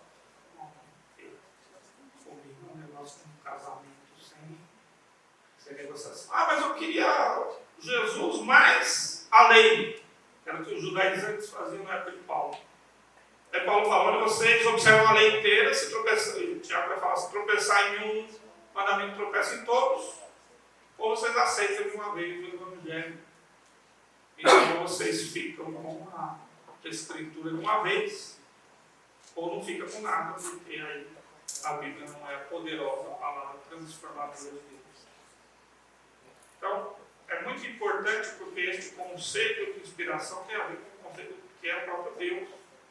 E isso vai interferir na nossa prática eclesiástica, e para pegar o tema da semana teológica, a influência na sociedade, a transformação de vida, ela vem porque a Bíblia é a palavra poderosa de Deus.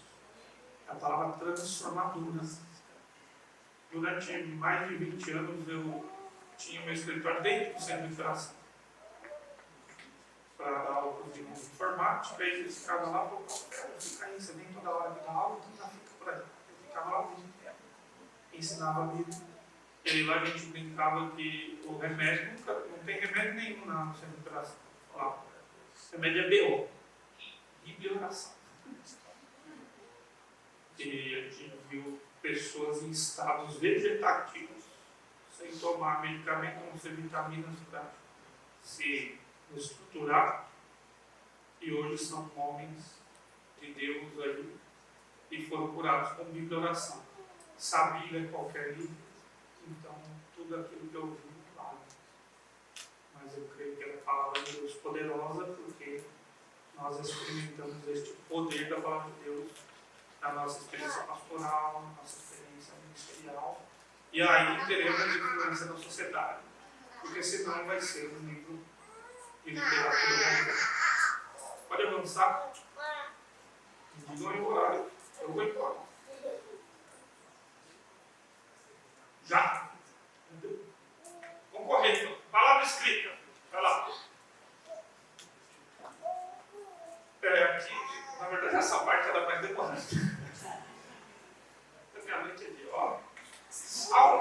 Para a gente entender o conceito de palavra escrita, a gente precisa entender um conceito do homem bíblico. Tá? Então, nós vivemos num mundo greco-romano. A herança ocidental é uma herança greco-romana. A nossa forma de pensar é estruturada como se nós fôssemos ainda gregos e romanos. O Ocidente tem esta herança, porque a própria igreja, a Idade Média, a patrística, a escolástica, toda aquela história eclesiástica foi influenciado por conceitos greco-romanos. Porque a igreja inicialmente era uma igreja judaica, no sentido de que entendia que Jesus era o cumprimento profético daquilo que os profetas anunciaram sobre o Messias. Paulo entrava na sinagoga, tenta entrar na sinagoga hoje, ortodoxo, não chega nem perto. Um segurança de 10 metros de altura, que luta cravo magado, não tem que entrar. Porque não entra gentil em sinagoga. Hoje já é rígido, né? Porque Paulo é muito mais rígido. Não era judeu, não entrava na sinagoga. Se não era judeu, você não entrava no templo. Pedro e João estão no templo. Sossegado. Por um homem lá paralítico, entrar no templo. Paulo, a primeira coisa que fazia, onde tem a sinagoga? Aí ele ia na sinagoga, pregava que Jesus era o Messias, ou apanhava, ou era expulso, mas ninguém podia entrar. Apanhava e voltava no sábado. E pregava de novo. Assim, a igreja nunca se entendeu como uma ramificação dos grupos judaicos, né? Eu vou falar a diferença entre rabínico e judaico. A igreja era o cumprimento profético do Messias prometido no Antigo Testamento. Com a diferença que o Messias não era só para o judeu, era também para os gentios. Toda a argumentação de Paulo, essa decisão no capítulo 15 de Atos, que há um concílio, isso aqui Paulo vai falar em Gálatas, e que vai falar em Efésios, ele rompeu a barreira de divisão, separava o gentio do judeu, então também o gentio está incluso na promessa. A história é longa, depois você estuda na teologia do Novo Testamento. Mas o que aconteceu? Todo o Novo Testamento é escrito por judeus, exceto Lucas, que era grego. Todos os outros são judeus. Então nós temos um texto escrito em grego, mas a mente que escreve é uma mente judaica. Então, escreve-se em grego, mas o conceito é judaico.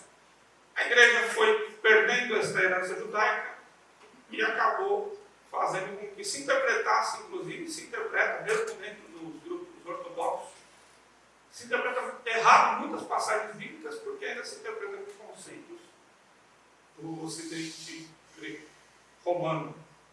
Então, existe um conceito hebraico do que é palavra. Tá? Pode avançar. Então, Platão entendia que existia um mundo das ideias, lembra? E que existia esse mundo físico, e que o mundo das ideias era o real, e este um reflexo deste mundo das ideias. Então, para Platão, a palavra, existia um conceito abstrato de palavra, e que este conceito abstrato causava impressões na nossa alma, no nosso ser. Então, estava separado o que é palavra real e o que é o conceito, né, que nós damos à palavra. Então, onde ele discute isso? No livro chamado Crátilo. Vai ter um debate. E aí Sócrates é o alter ego de Platão. Né? Platão fala por meio das conversas com Sócrates. Como se Sócrates estivesse falando, mas na verdade é o que Platão queria dizer e fala que Sócrates disse. Você estuda filosofia. Então, eles vão dizer, olha, o que a palavra é, não é o que nós dizemos. Existe um conceito maior que está no mundo das ideias, e a palavra que nós usamos, ela é uma espécie já de deturpação, porque ela sofreu a nossa interpretação, só para resumir essa história. Pode avançar. Para Aristóteles, ele vai mexer inclusive com questões linguísticas, então ele vai dizer, ó, que ele vai subdividir isso, tem etapas no processo do que nós falamos que é a coisa e o que é a coisa em si. Então vai haver etapas que vão causar. Existe a palavra, que não está, vamos dizer, em nenhuma língua.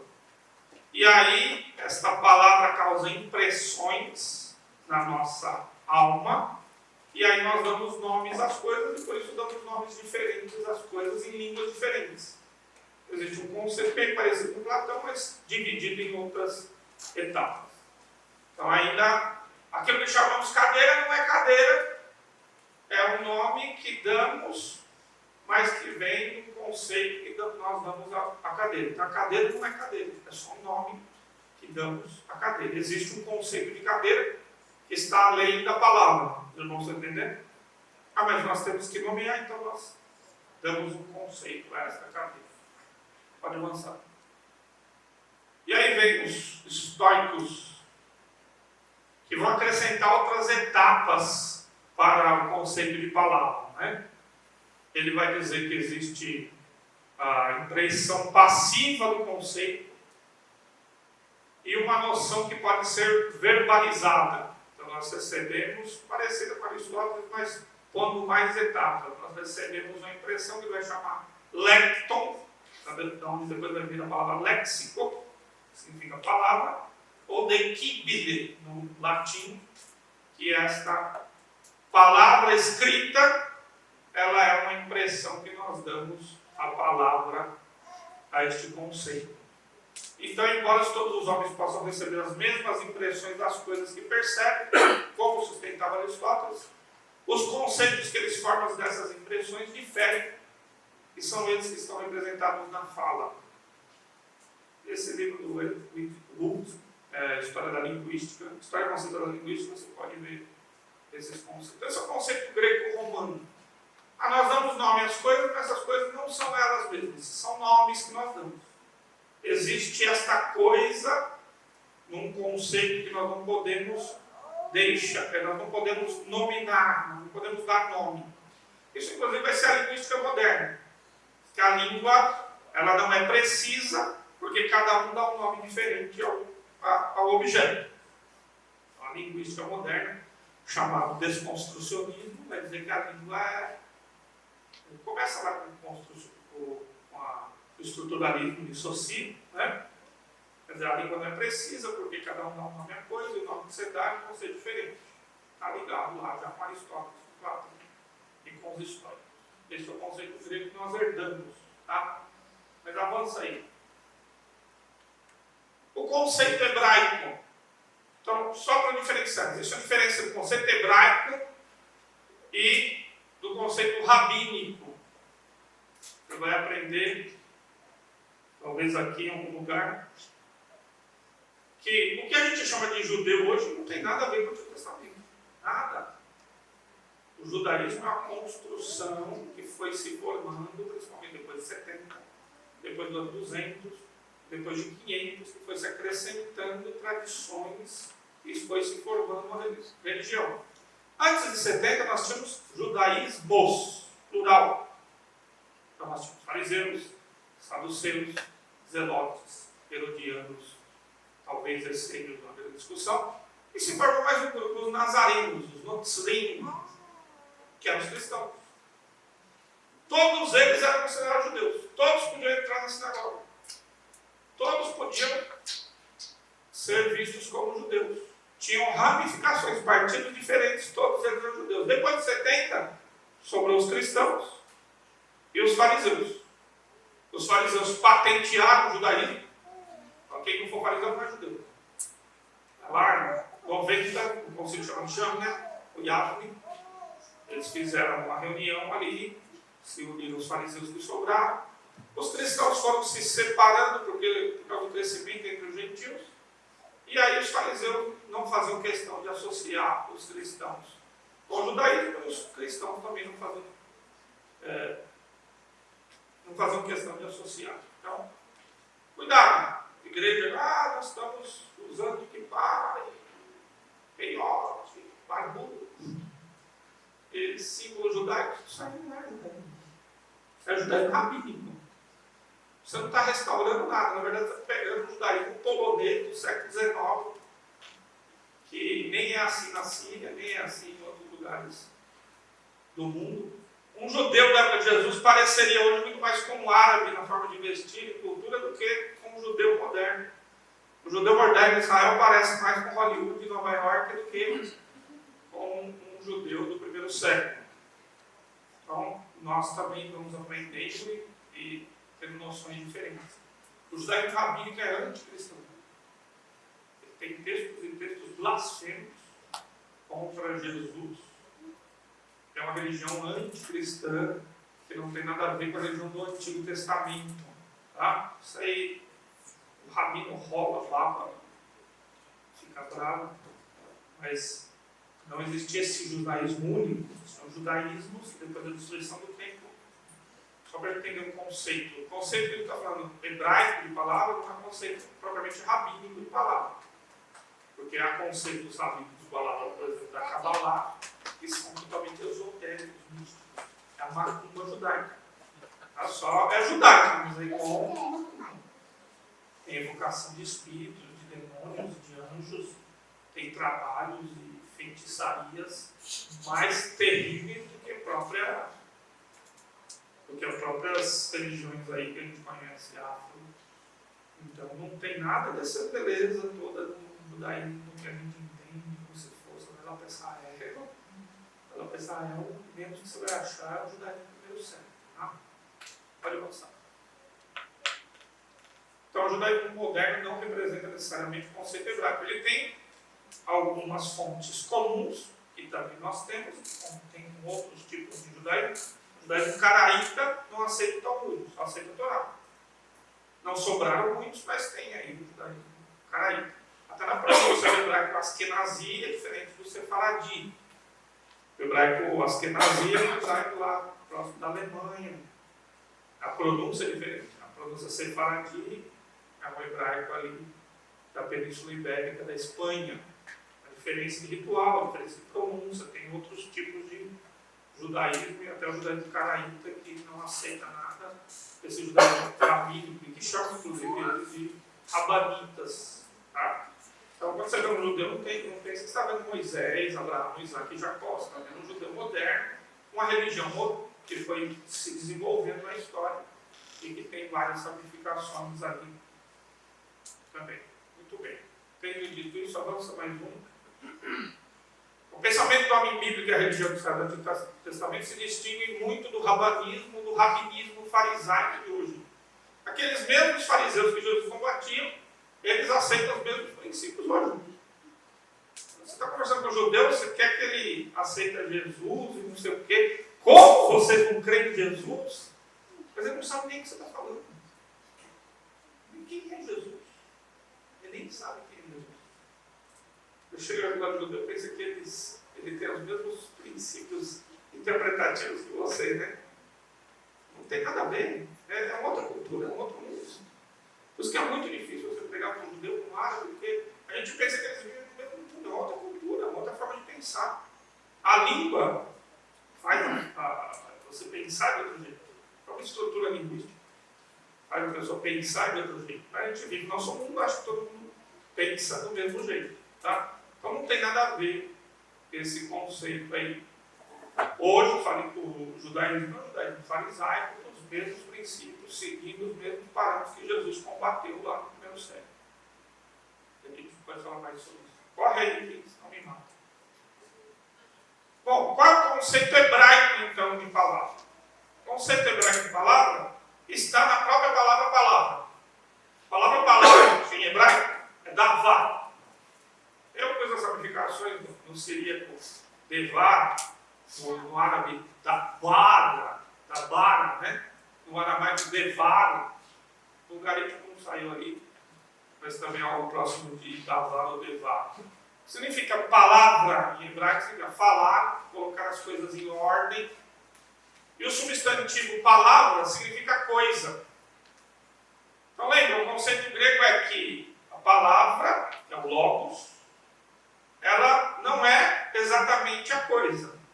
Ela é uma representação da coisa que nós damos. Então, nós usamos a língua para representar a coisa. Isso aí é um pouco filosófico, cuidado aí. Para a concepção hebraica, não existe distinção entre a palavra e a coisa. A palavra é a coisa e a coisa é a palavra. Então, para o conceito do homem bíblico, quando ele diz cadeira, a palavra cadeira é a cadeira. Não tem distinção entre a cadeira e a palavra. Isso está muito ligado ao conceito da criação, porque Deus criou pela palavra. E aí, vou passar os textos. Deus diz e a coisa é criada. Não é que Deus fala assim, vou criar uma cadeira e agora vou dar um nome de cadeira. Não, Deus fala cadeira e a cadeira é criada. Deus diz, haja luz, e a luz se fez. Mas não é porque Deus fez a luz, depois deu um nome à luz. Deus falou, e o poder da sua palavra é tão grande que quando ele fala, a coisa é criada. Deus não pode falar e ficar por isso mesmo. É a gente que fala e fica por isso mesmo. Né? A minha palavra não voltará vazia, sem antes cumprir o propósito que ela foi determinada. Então, se Deus falou, meu filho, não tem o que ir contra. Cuidado quando você diz, Deus falou. Alguém fala para mim, Deus falou, eu estremeço. Porque se Deus falou, quem sou eu para contestar? Agora, você que disse que Deus falou, assuma uma responsabilidade. Que depois você fala, ele falou, mas mudou. E que Deus é esse que fala e as coisas não são? Porque o Deus bíblico, ele diz e é. Ele fala e acontece. Por isso ele diz que o falso profeta é aquele que diz e aquilo não se cumpre. Porque se é a palavra de Deus, ele diz e se cumpre.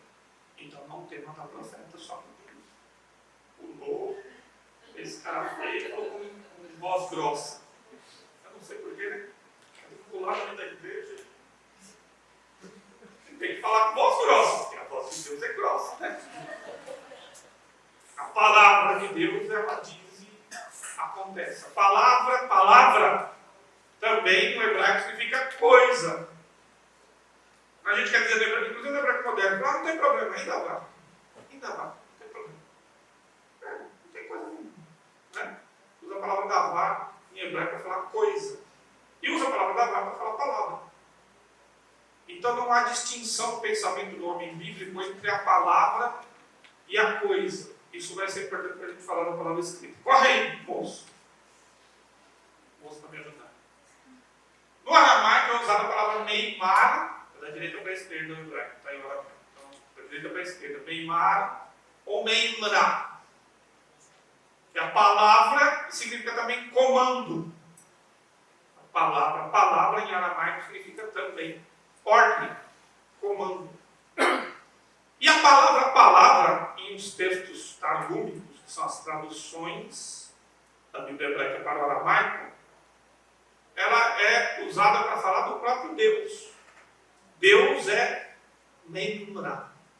Deus é a palavra. A palavra é Deus. Lembra alguma coisa? Né? Lembra alguma coisa? Vai lembrar, não? Vai lá. E um outro conceito que está ligado à palavra de Deus e aquilo que Deus usa para a criação é a palavra hebraica chokhmah. Chokhmah. Chokhmah é sabedoria. Se você ler Provérbios 8, no princípio ele me possuía. E eu sou a primeira das obras, e ele, por meio de mim, criou todas as coisas. A chokhmah é a sabedoria. E por meio da sabedoria, Deus criou todas as coisas. Quem conhece a Bíblia, lembra de Colossenses capítulo 1. Por ele, por meio dele, e para ele são todas as coisas, as visíveis e as invisíveis. Que anjos, principados, potestades, tudo foi feito por ele e para ele. Aí, a sabedoria de Deus. Nele estão escondidos todos os tesouros da sabedoria e do conhecimento. Então, aí, não sei se vocês estão já encaixando, que esses indivíduos que dizem, Jesus é uma coisa, a palavra é outra, é porque eles não sabem hebraico nem aramaico. Eles não sabem o conceito bíblico de palavra. Então, eles leem o texto e pensam que acharam que descobriram o Brasil. Jesus é que nós temos que pregar. Criatura, Jesus é a palavra. Sem Jesus não tem palavra. Sem palavra não tem. Jesus não está para separar a coisa da palavra, a palavra da coisa. Ele é a palavra criadora. Quando Deus falou, é Jesus que está criando. É a palavra de Deus que é Jesus que está criando. Por isso que então Deus não criou sozinho. Por ele, para ele, por meio dele, foi feito todas as coisas, as visíveis e as invisíveis. Ele é a palavra criadora. Quando Deus disse, haja, é Jesus que está criando. Então aí o conceito de trindade está presente também no conceito da palavra criadora, que está lá escondido nos textos judaicos. Tá? Nós vamos ler. Vai lá. Avança aí. Desculpa, abri. Volta um pouquinho. Aqui, chokhmah é em hebraico, tá? Lá em cima no aramaico é chokhmah, que é uma variante. Então também esse conceito de chokhmah e chokhmah. Deixa eu ter paciência de vocês. E outro ponto importante. Quando você lê em grego, você tem que entender que quem está escrevendo não é um grego. Então o logos grego não é o logos neotestamentário. Olha, há erros até de eruditos, comentaristas do Novo Testamento, que falam que João está querendo dar o sentido do logos, porque os gregos já sabiam sobre o logos. Então, meus irmãos, se João quisesse dar o sentido do logos, então as pessoas iam entender Deus no sentido panteísta. Porque no sentido platônico do logos, o logos é uma emanação de Deus. Então a emanação são as religiões pagãs que pregam. Deus é distinto da criação. A criação não é uma emanação de Deus. É nos mitos sumérios, babilônicos e gregos que os deuses saem do outro Deus. Que o mar sai dos deuses. Que Zeus, acontece uma coisa que eu não posso dizer que é pornográfica com Uranus, nasce Afrodite. Então são emanações, não há distinção entre criatura e criador. Isso se chama panteísmo. Essa é a visão platônica do Logos, não tem nada a ver com o que o João está falando. Então, o Logos neotestamentário não é o Logos grego. Então, João diz lá, está escrito aí, nascei, Logos, Kairos, em Prospecção, Aiseos em Logos. É o texto que você conhece. No princípio era a palavra, e a palavra estava junto ou diante de Deus, e a palavra era Deus. Então não há separação entre Jesus e a palavra. A palavra é Jesus, Jesus é a palavra. Em Apocalipse, ele é o verbo de Deus. Ele é a palavra de Deus. Então por que não dá para separar a palavra de Deus e Jesus? Eles não estão entendendo? Quando alguém fala, não, mas Jesus é que devemos pregar, não a Bíblia, você não entendeu nada. Não tem Bíblia sem Jesus, não tem Jesus sem Bíblia. Porque Jesus é a própria Bíblia. Ele é a própria palavra. Esta é a palavra da fé que pregamos. Se com tua boca confessares de Jesus como Senhor, Romanos 10, 9 em diante, e no teu coração creres que Deus ressuscitou dos mortos, será salvo. Então, ele é a palavra. A palavra, a Bíblia, é Jesus. O Evangelho de Jesus é a palavra de Jesus. Como é que você separa Jesus da palavra? Aí o cara fala assim, é você que está pregando contra Jesus, porque o meu Jesus é a palavra. E a palavra é meu Jesus.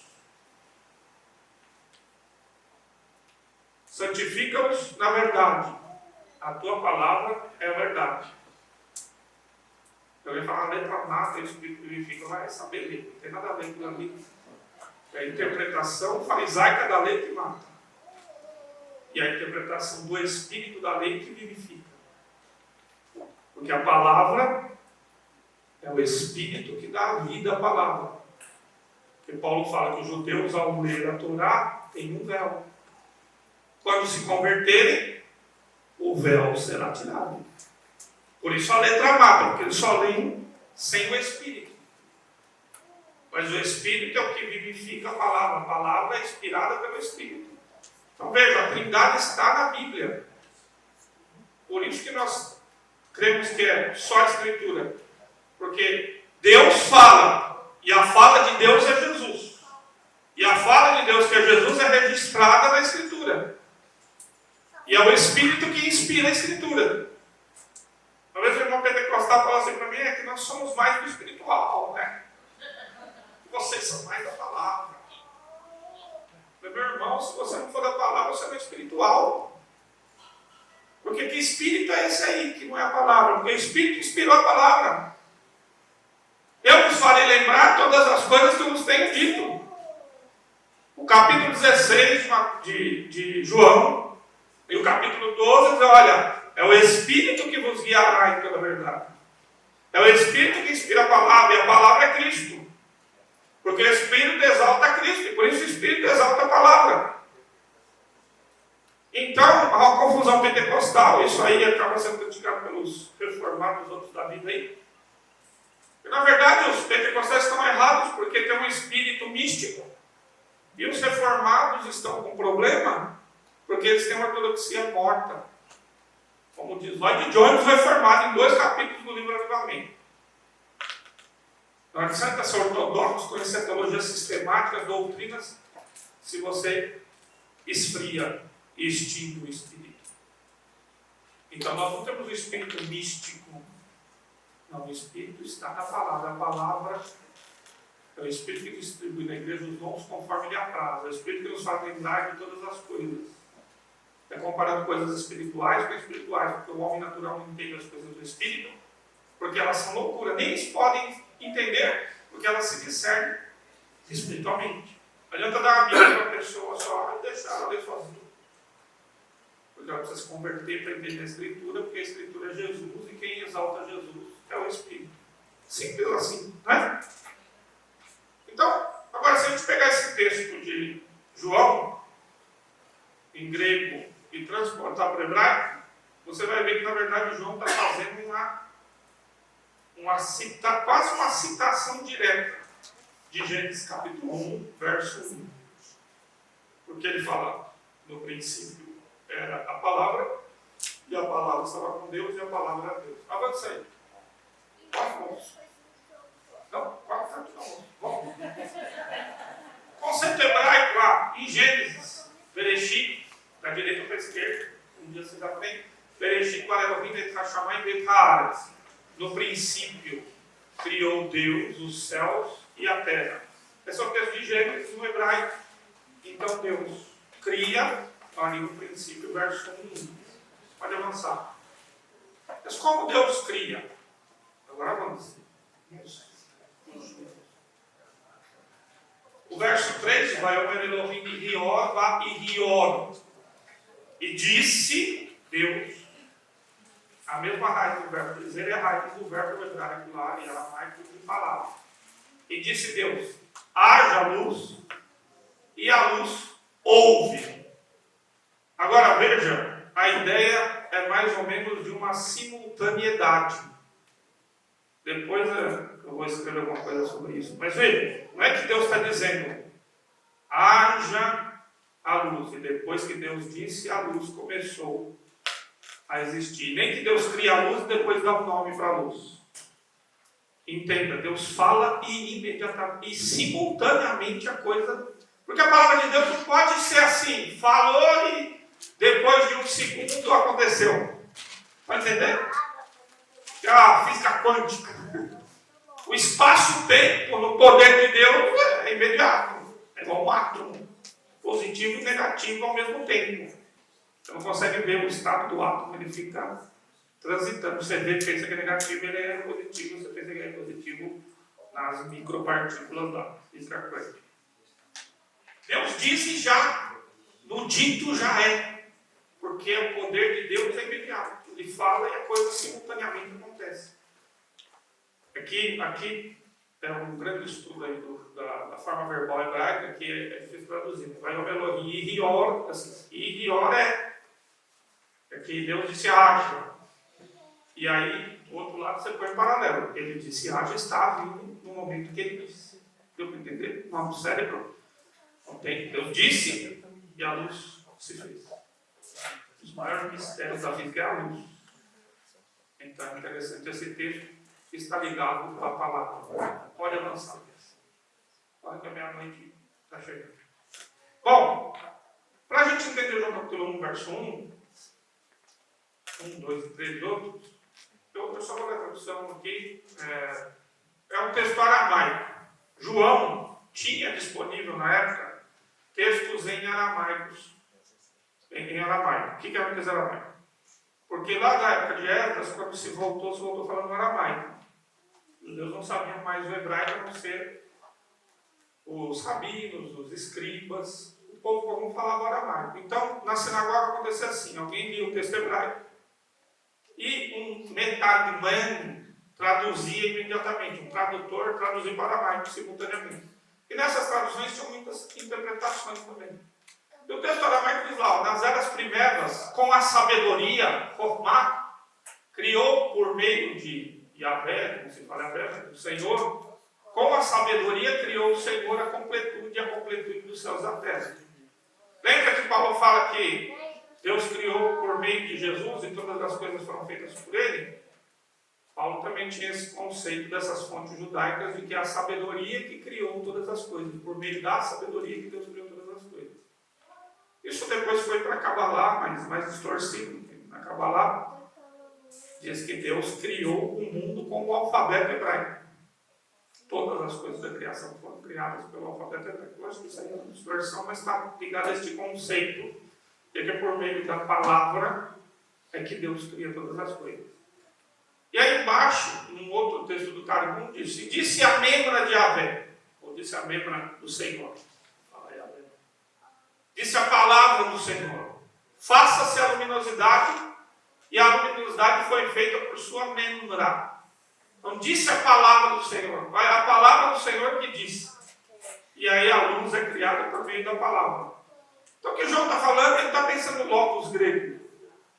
Ele está pensando no logos hebraico. Na verdade, ele está pensando em davar, em Chokhmah, em membra. Ele está pensando no conceito hebraico de palavra.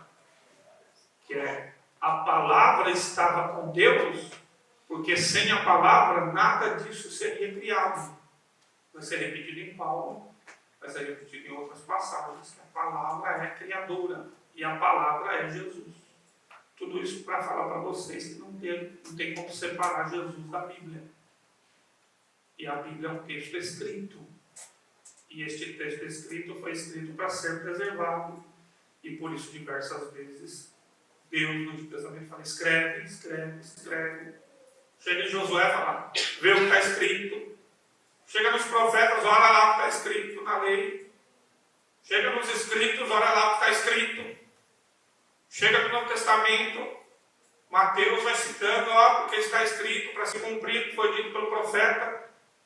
Então, de onde é que tiraram que nós podemos ter uma fé cristã, bíblica, sem escritos? E como é que vamos dizer que temos que minimizar o escrito?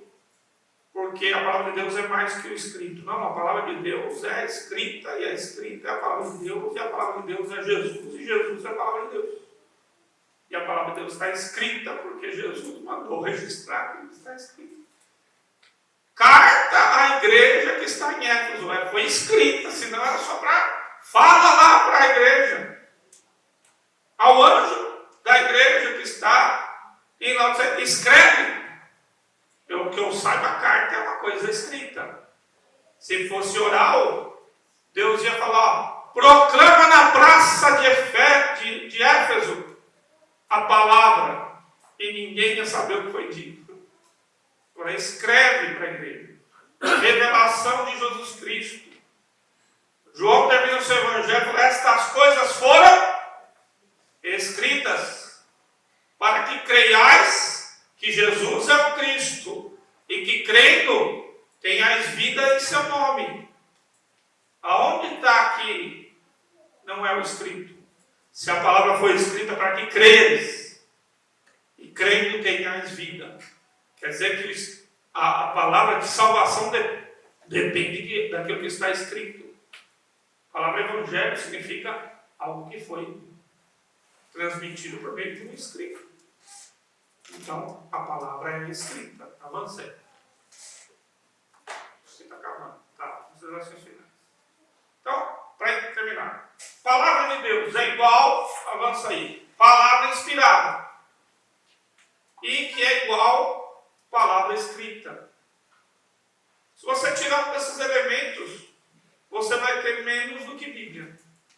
E menos do que Bíblia não tem influência nenhuma na sociedade. Porque escrito por escrito, e qualquer escrito, temos também. Cantos e tradições orais por tradições orais, nós temos também. Mas uma palavra poderosa, escrita, inspirada, só a Escritura pode trazer. Deus abençoe os irmãos. Em nome de Jesus.